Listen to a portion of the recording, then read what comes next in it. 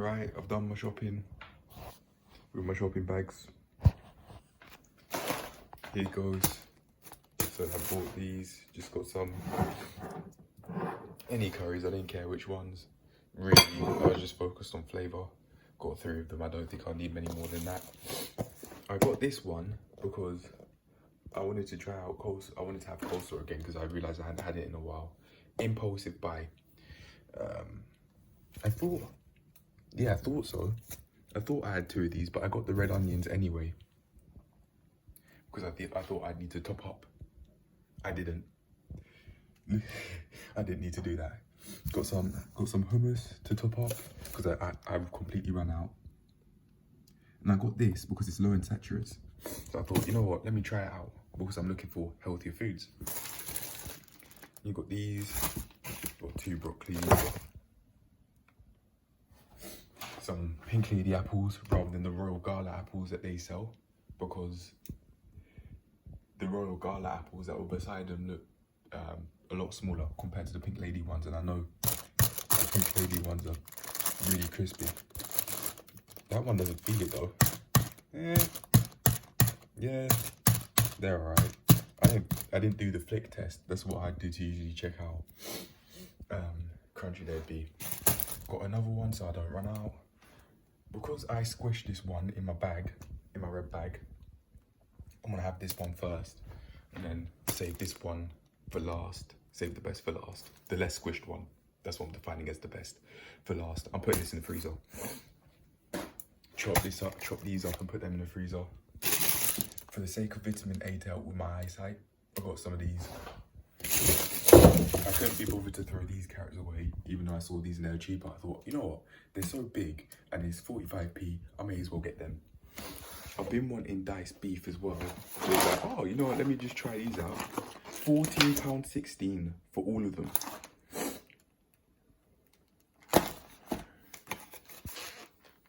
Yeah. The 3% fat ones, 350. Then the diced beef ones are 400 grams.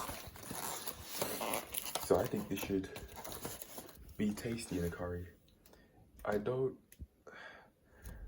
The only downside to this though is that they could get very dry very quick.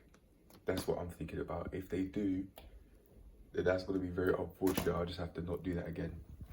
This total shop, I thought it was going to come to 36.41, but it came up to £36 1 pence. I need to do cash only. I need to do cash only rather than card, like how I did this time, because I don't want to overspend. So to prevent overspending, I would do it by cash next time. Yeah, for sure. In my head, I'm thinking, is that TMI? Is that too much information? It helps, man. It's the truth. Forget it, man. It's the truth. And if that means I use that advice and other people out there use that advice, then so be it. But yeah, here it goes. I'm gonna chop up the broccoli and I'm probably gonna have a chicken coleslaw sandwich with some of the lettuce I say. Just to have something quick, because it's 1:15, 1:17 to be exact, and I haven't eaten. So yeah, it's time to eat. I haven't eaten because I wanted to go shopping. And I want to talk about overthinking related to shopping. So I was watching a therapy in a nutshell video and it was talking about overthinking, and one thing really stuck into mind. She was talking about what somebody else said, Amy Morin, Morin, and she said, this woman said that overthinking provides no further or extra insight. It wasn't that word for word, but that was the main message at the end of the extract that Emma from Therapy in a Nutshell picked.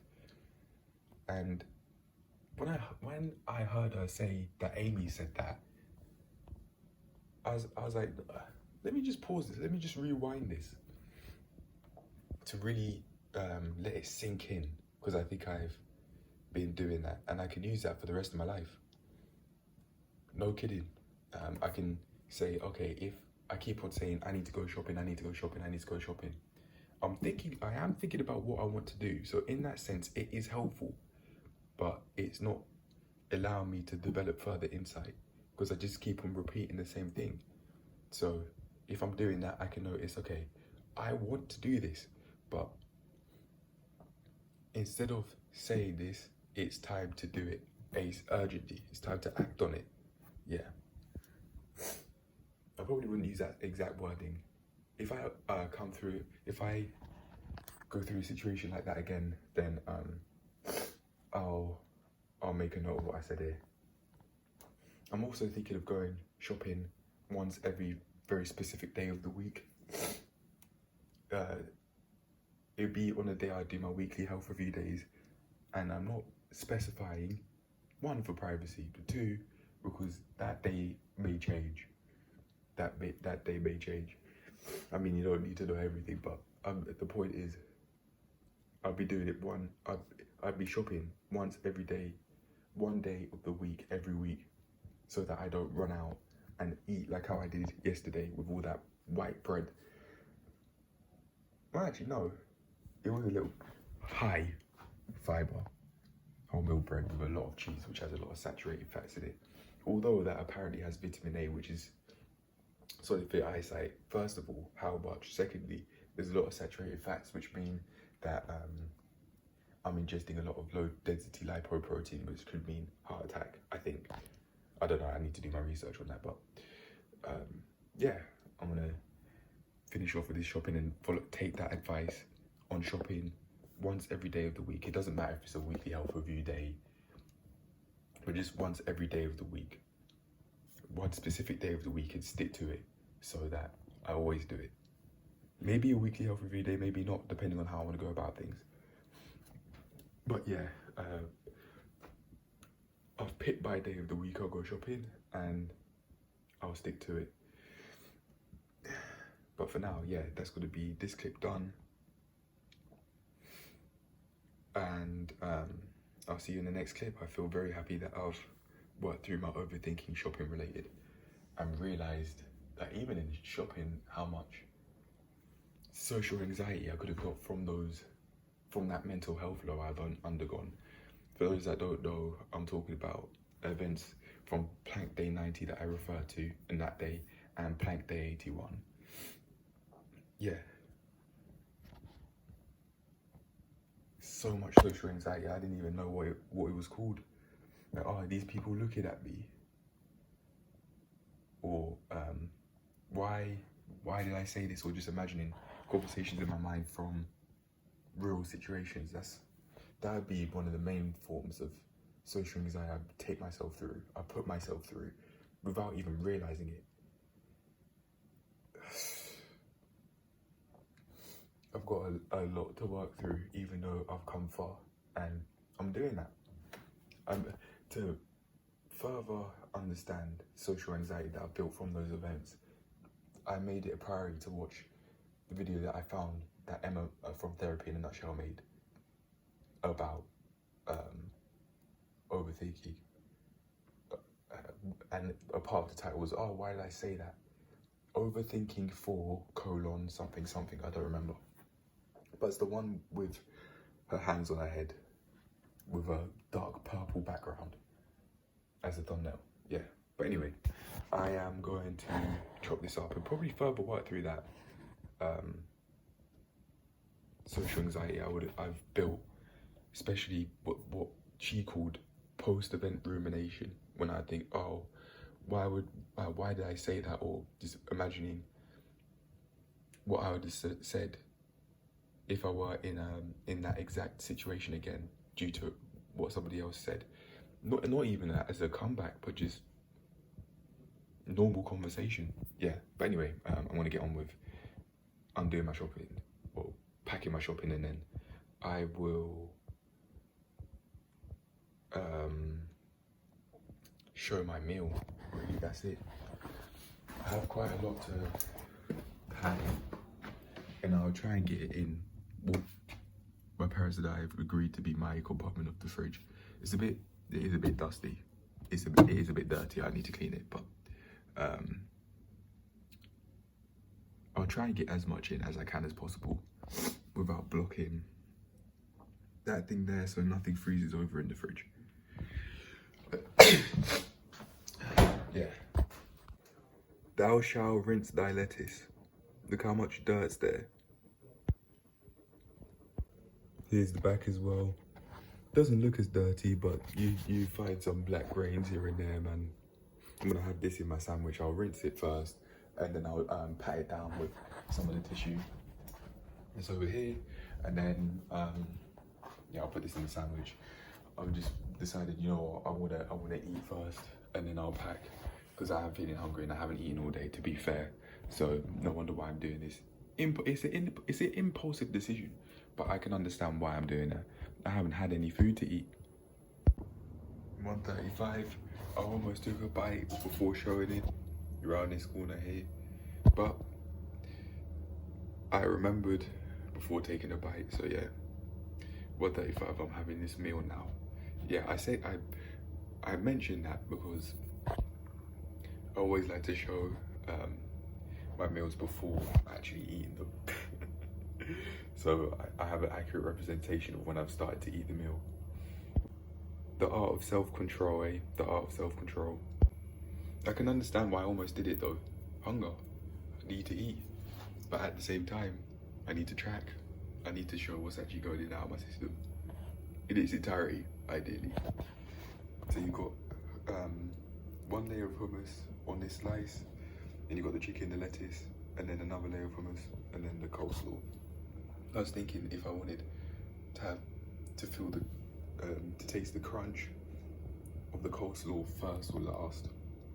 I couldn't decide, so I was just like, you know what, I'm just gonna put the one with the hummus, the extra slice of the hummus on top. Yeah. But anyway, I'm gonna have this meal now. Hey, I started bulk cooking, or preparing to bulk cook at 1:58. It's now 2:04. Actually, I probably started earlier than 1:58. I had already cut some of the peppers by that time, and then I looked. So I say 1:50. But yeah, I say 1:50. It's now 2:04. Got the peppers cut. Got onions ready to cut. And I'm trying out, I wanted to try out 325 grams of raw rice, but I poured too much, obviously. But I'm not willing to add an extra 6 grams, so I'm not putting it back. Now I'm looking, you know, after I said that, now I'm looking at it. Okay.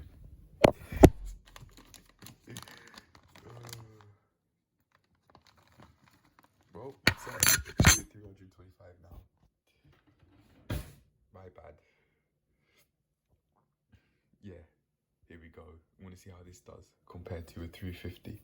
I thought 350 grams of raw rice was too much for a bulk cook, so we'll see. I thought 300 grams of raw rice was just a little bit, just slightly too little. So we'll see how 325 goes. This should take about an hour to cook. So I'm gonna let that just run in the background. Get my spoon ready, in fact. The spoon I didn't buy, how is it mine? Sorry, the rice cooker, the spoon for the rice cooker. And let it just cook in the background. I'm gonna use two of these, because I'm bulk cooking and I'm not gonna use any of the chicken, just see how it goes. And yeah, I'm gonna carry on bulk cooking. I've decided not to add any hummus in there because I've already had a large hummus sandwich and coleslaw sandwich, so I won't be doing that. I was just looking at them and I was thinking, oh no, I'm not adding them in. I'll just use the curry this time. And I need to make the stew. I should do it now. I'll do it now. I said I wanted to make a stew, but I've decided I'm gonna make a jollof because I've got a recipe for the jollof. So here it goes. Added 3 garlic cloves from here, 3 small ones. I added a Scotch bonnet, 1 whole brown onion from the one that I chopped here, and then half a red onion. The other half I'm just gonna fry, and then plonk the stew into the saucepan after I fried the onions, the ones that I just showed. So you've got 2 of these. I added a little bit of water into the can so I could get all of the tomato out that was left, tomato remains out that was left in the can. So I've got 2 of them. I've got 3 garlic cloves. I have 1 vegetable stock for salt. It still didn't taste salty enough, so I added some vegetable seasoning. I tried this mix without the vegetable stock first to see if I like the salt content, and then from there I added the stock. Thought it wasn't salty enough, so I added more. I saw this in the cupboard and I thought, you know what, let's just try it out. It was at the top, I think it was, because I certainly don't remember it being here. So yeah, I think I found it at the top. So I've got the stock, I've got the vegetable seasoning, I've got the cloves, I've got the 1 brown onion, the half of red onion, then the 2 peppers.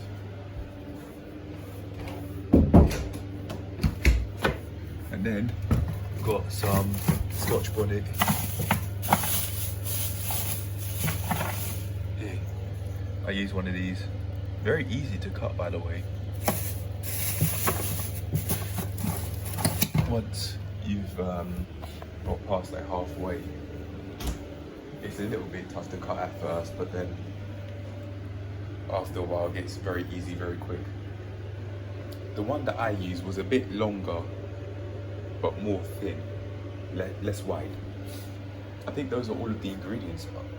Yeah, those are all of the ingredients in the stew. I was thinking of adding in some ginger. I could, to be fair. I mean, it's just here. It's just here, not being used, right? So, I mean, why not? I could peel this and then try it out. See if I like it in the stew. I'll certainly blend it though, for sure. I'm not gonna just add that. But my mum has sometimes. My mum has just added it in pieces. I remember. But yeah, I'm gonna peel this, chop it up, peel it, and then blend it. But yeah, that's an update on what's going on. I'll see how that affects the taste of the stew, and I'll give an update on that sometime throughout the cooking process. It's now 2:29. I started at around 1:50, so it's been around 40 minutes. Yeah, but I want to get on with it. I've just tried it. I've added the ginger, I've blended it, and the taste has certainly changed, and I like the taste change, but I can't quite put my finger on what about it has changed. But something certainly has changed. It tastes more like the stew my mum would cook. It tastes slightly sweeter somehow. That's it.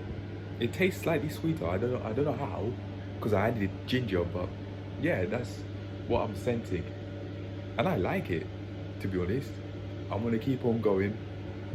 I need to find this cooking journal thing that I have the recipe on.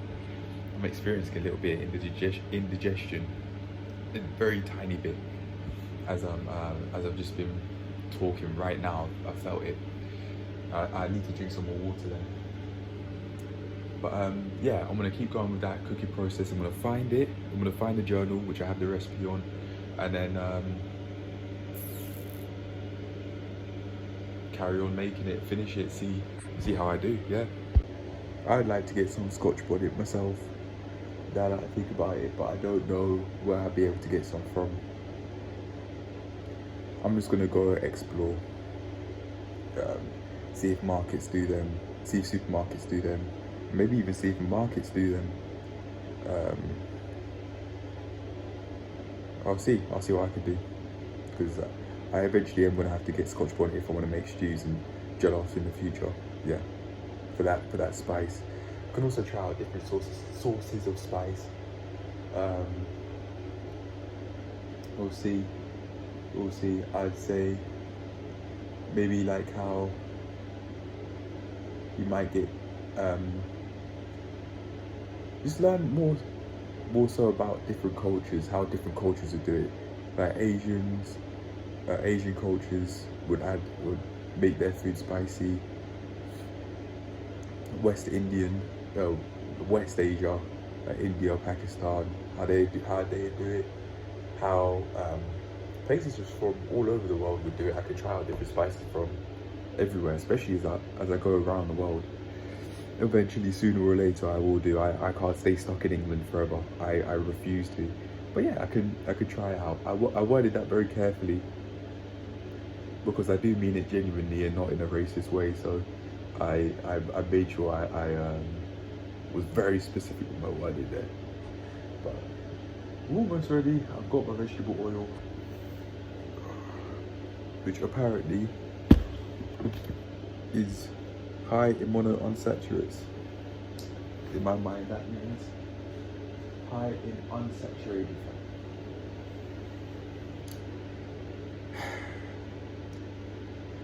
Is it true? Is it not? I don't know. Actually, I was gonna say, usually they have like the green, the yellow, and the red nutritional information at the front.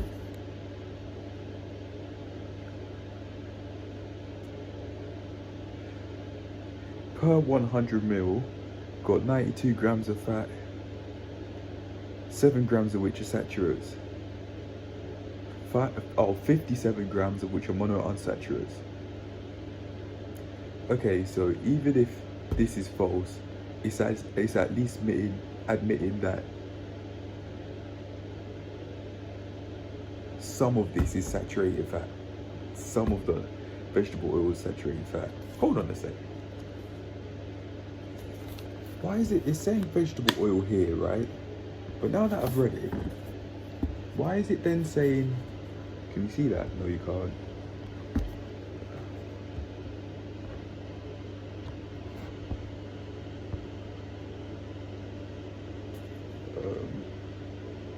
This right here, this white writing at the top, it says rapeseed oil. Why, if that's the case, seeing as it's being promoted as vegetable oil, why is it that it's potentially showing rapeseed oil, the nutritional information of rapeseed oil? Why? That makes no sense. This is the very first time I've realised that. As I'm cooking at 2:38 p.m. I can't understand. I don't understand why they've done that.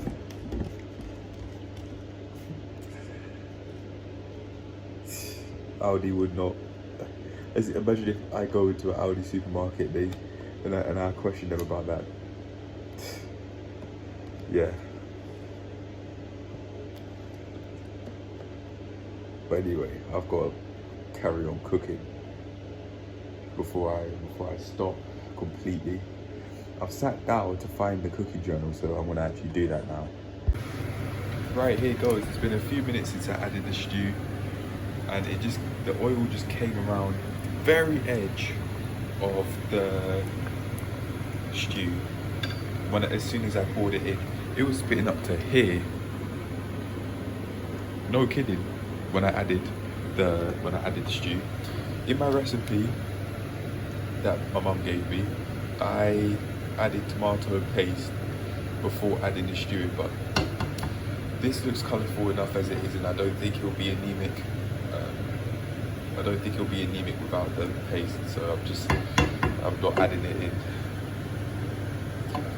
I'm not sure if it'll make a difference if I added it in now compared to frying it with the onions. I don't know, but it'll be fine. Don't want to completely follow my mum's recipe though, because that's not the healthiest. To counter all of this oil that I've added, that's supposedly high in unsaturated, monosaccharate monounsaturated fat. I've added a whole load of vegetables in it. I'm gonna add a whole load. Got the spinach there, carrots there, yeah, bell peppers, mixed veg, and broccoli. This is going to be ram packed with nutrients. Ooh, that almost spat my eye. And it's on, look at it, it's on the lowest heat. Actually, no, it's not. I'd say it's about medium. Doesn't look it though. But yeah, I had to turn it all the way down because it was spitting up to here. A lot of it was spitting as well. But I'm just waiting for the oil to come completely to the top. In the notes, I said the oil will come to the sides and all around the top, so I'll wait for that. I don't know how much rice to add. I made a note. It's like 2-3 cups worth of rice is enough for 2 tin tomatoes worth, but I don't know how much 3 cups of rice is. I don't know. I'm gonna find out. I'm gonna go on the internet. It's 3:05 by the way, and this is how far I've come. Stew cooking. Got my vegetables ready. Actually, I need to sieve these. I need to peel these as well. And I'll add these at the end. Other than that, yeah. According to these measurements, I'd say I'm using about 1.5 cups. Seeing as I've got 325 grams I'm using. So it's around about 1.5. So with the recipe that I have, seeing as I said, I should use like 3 cups of rice per 2 tin tomatoes. My rice won't end up anemic, I don't think. This is just after adding the rice. 3:34, here I am. The rice is getting along. I forgot that I wanted to cook with white rice to get used to it, but the brown rice is there. It was more convenient than the white, so I just poured it in, not thinking about it. I weighed it out to 325 grams as I showed, but I also sprinkled a little bit on top so that it gets this sort of consistency, which is what I saw in the cooking journal that I've uploaded privately, just so that I'd see it, just so that I've got some recipes. I just needed it for me.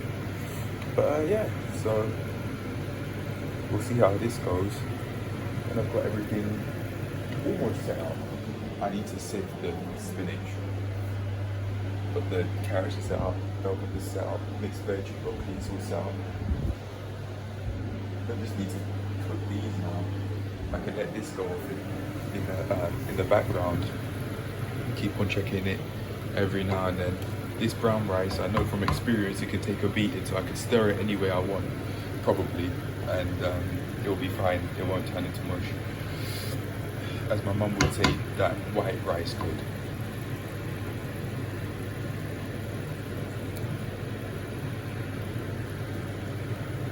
We'll see how this goes.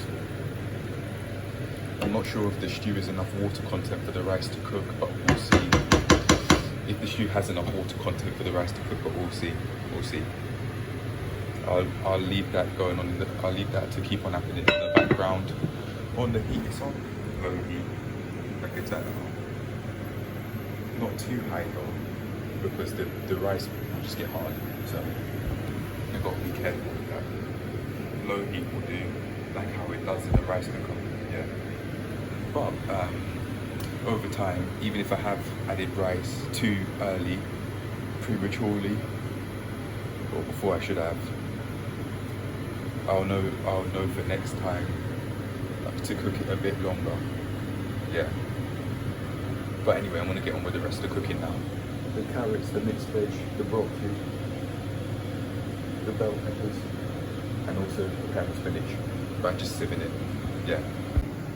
Yeah, the seasonings I used for the steak, the paprika ran out, so I decided to just add a little bit more water in there. Added some salt here, I can taste it, so I just got this from the cupboard. One of these. It was here alongside these seasonings that you can see. But yeah, onto the steak. Onto the steak it goes.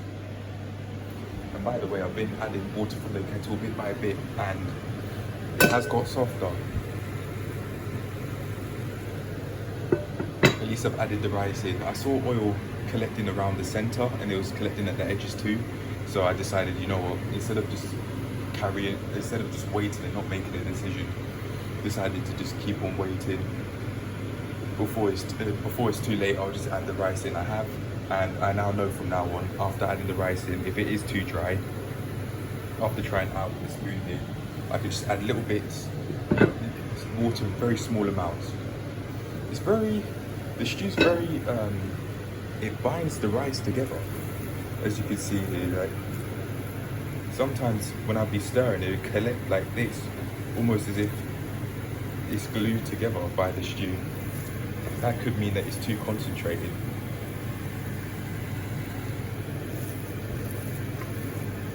Yeah, but anyway, I know what I mean, but I find it difficult to describe.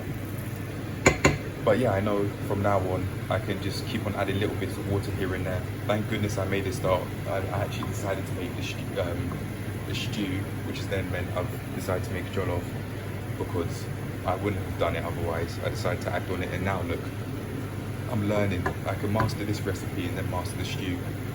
Or just move on to the stew, try and make a stew after this is finished. Yeah, depending on what I want to do. I'll probably do a stew because I haven't done that yet. Yeah. With exactly the same recipe that I've used for this jollof, but just without adding the rice into the stew. This is what I searched before, what you'll see now. I used some lemon juice, a whole load of lemon juice, to enhance the flavour, and I also used self-raising flour because I couldn't find corn flour and I couldn't be bothered to ask my mum if we had any. So I just I've added some, just enough to cover the top layer of beef. I rubbed it in with my hands, mixed it in, and we'll see if the self-raising flour, like corn flour, makes the meat softer. That's the aim. Yeah. I've got the vegetable oil ready there to fry the beef in, and we're going to see how it goes. I'm still adding water into this, by the way. I added way too little water. It needs a lot more water than I expected. It's still hard, and I've been cooking it for probably over an hour now. The rice is still hard, but I'm going to keep on adding water until it gets soft. Yeah, this needs a lot more water than expected for sure. To my standards, I'd say that's done, because it's slightly hard, but it is quite soft. It's slightly hard, but a lot more soft than it is hard. So I know what to do for next time if I add too little water. Just keep on pouring slightly. If I underdo it, if I have too little water, I can just add in small increments. But if I overdo it and I let it cook, then that's it, it's too late. I just have to accept that. I wouldn't throw it away. I just accept it and know not to add as much next time. Look at this. My mum would say, I remember my mum recently saying that oil wouldn't bubble up like this, but look. It's like turning into a broth. I don't know if that's healthy.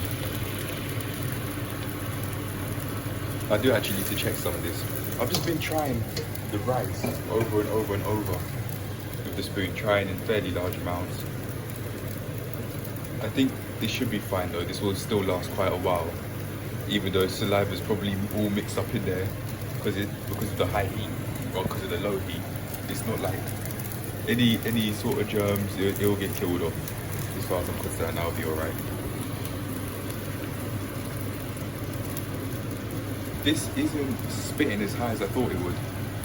Usually, when it's on the central hob, it spit quite high up, especially if you have it on a medium heat, which looks like it's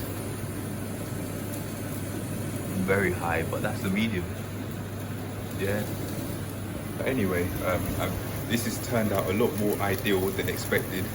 Thank goodness for that, and I know what to do for next time. I could just keep on perfecting this stew mix that I've made, and also this jollof recipe. I need to be aware that it will take probably about 4 hours, but that's fine. I started at 150, it's now 420, so that's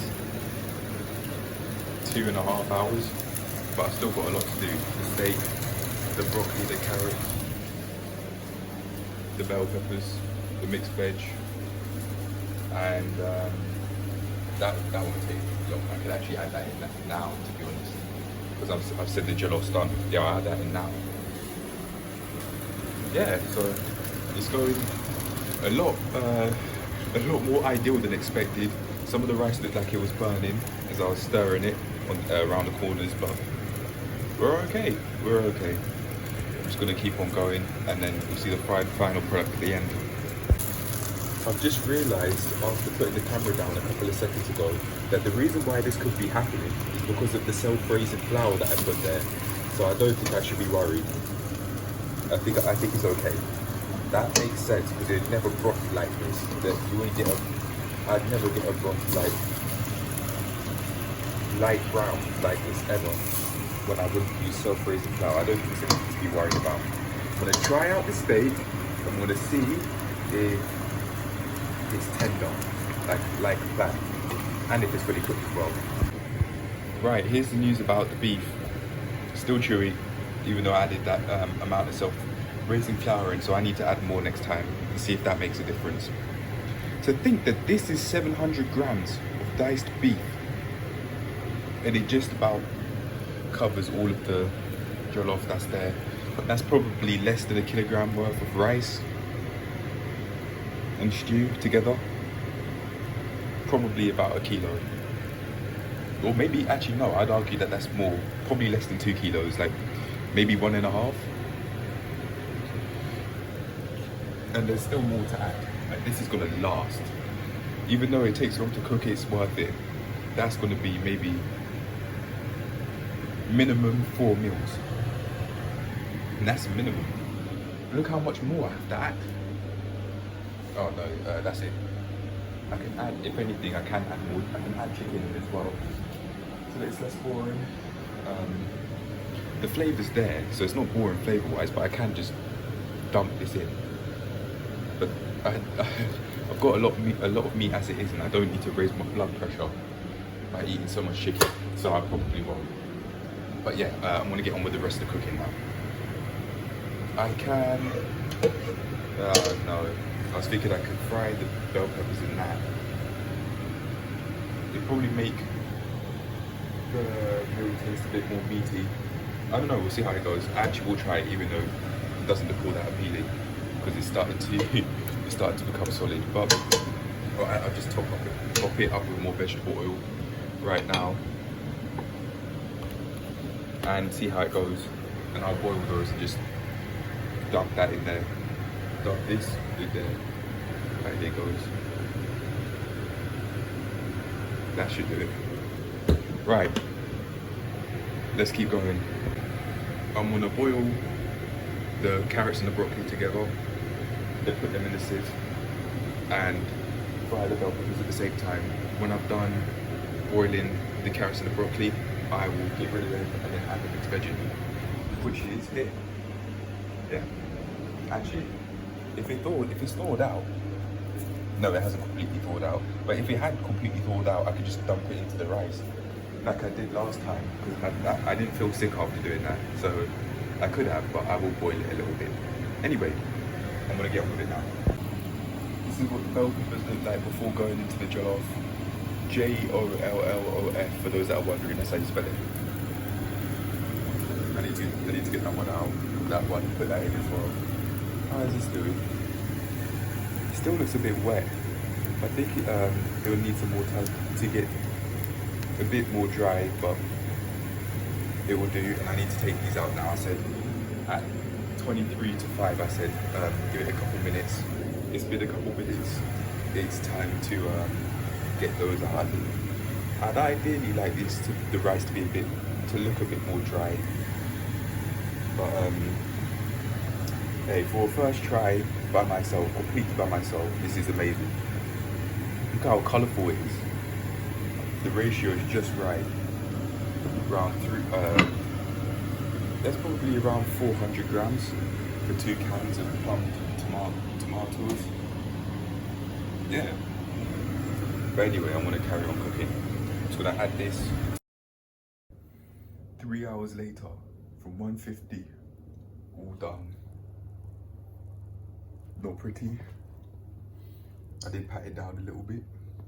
There you go, how's that for aesthetics? Yeah.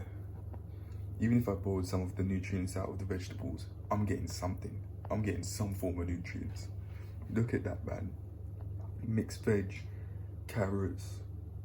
Oh, I forgot to add the extra smaller carrots, but it's fine.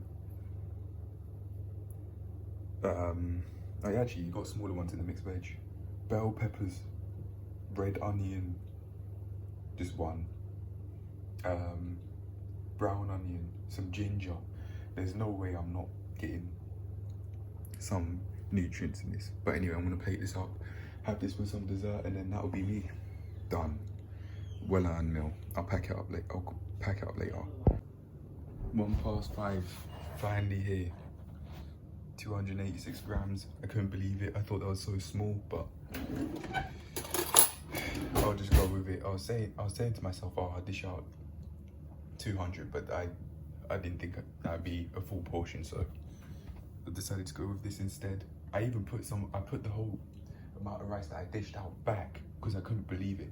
I couldn't believe that 200 grams was how much it looked. It looked like such a small amount to me, but yeah, here it is. Anyway, I'm gonna have this with some water, and then if I really feel the need to, I'll have some yogurt in the fridge. Not that one that's actually in the fridge, with an apple that I bought. And yeah, that'll be it.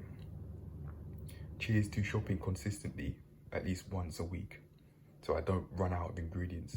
And cheers to having a at least somewhat healthy meal, even though I could have boiled out some of the nutrients. I'm getting some nutrients. I remember Love Dorsey saying, well, there's no good boiling them, you should steam them so that you don't lose nutrients, but I'm getting at least something here. Yeah. Anyway, I'm gonna have this meal now. I'm packing my food away and they're saying that the scale is saying this is 100 grams. This is the sort of stuff that I was looking at when I was dishing out my food, which I've now eaten. That is 100 grams. Can't believe it, but we'll see how much all of that over there is gonna be when I'm done. Yeah. I was saying that this could be about 2 kilograms. They say that the scale is saying this is 1 kilo worth of food. Wow. We'll see how much it comes to at the end. The scale rather unfortunately turned off, but the amount that was here was about 2,150 grams. I had the extra 280 that I've ate. That's less than 2.5 kilos worth of food that I made. A lot more than expected. But yeah, here we go. Ready for potentially 5 days worth of food, or maybe 4 for sure. Over 2 kilos. One man can only eat so much of one meal in a day. Even if I have it twice a day, that's still a lot's gonna be there. But yeah, got this in abundance, man. Now I won't have to cook for a few days, thank goodness. But we'll just see how things go. I'll probably keep on having sandwiches, my yogurt, and this every day for a few days. Yeah. Everything's now said and done at 25 to 6. I'm gonna let this just cool down and then do the washing up. That's there. Look at that. Look. Oh no, you can't really see it. Hold on. Oh no, I'm gonna have to go over there.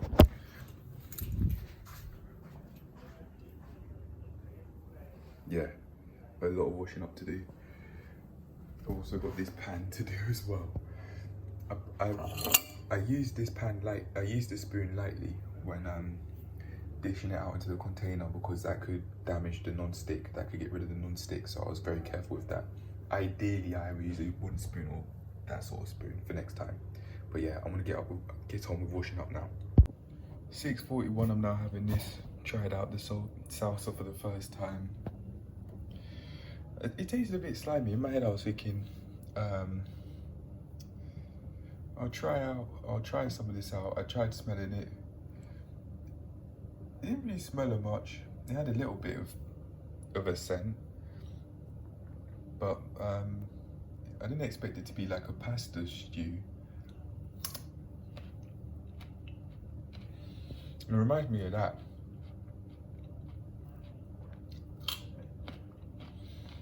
I'm much more used to this hummus though.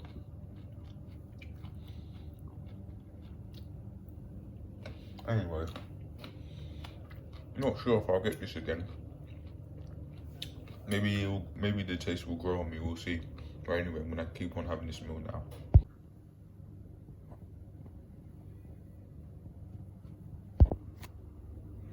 That says 84 grams, by the way. It is 8:51, and I'm back at it. Yeah, meal of portion 2 of that massive bowl cook that I've got over there to the left. Actually, I'll show you how much is left.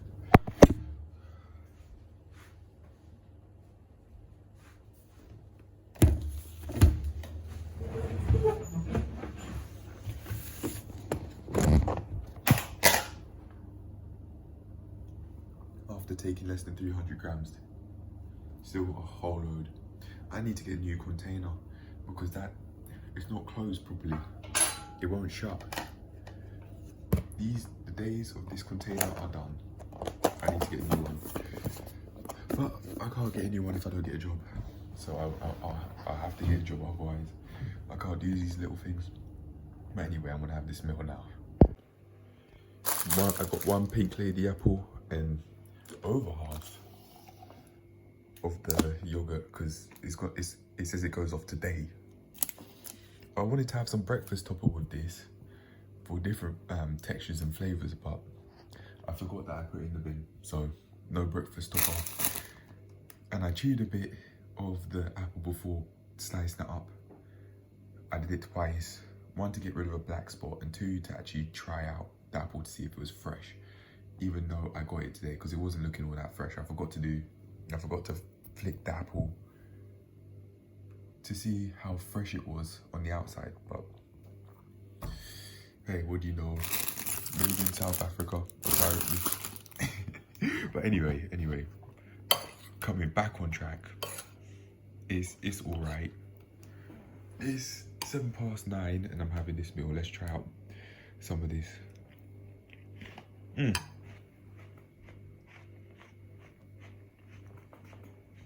Crunchier than I expected. And this genuinely could go off tomorrow. I'm not kidding. You know when your yogurt's gone off, when it's starting to smell and taste like cheese. Like when that happens, it's gone off. It just about isn't doing that. But yeah, I'm gonna eat this.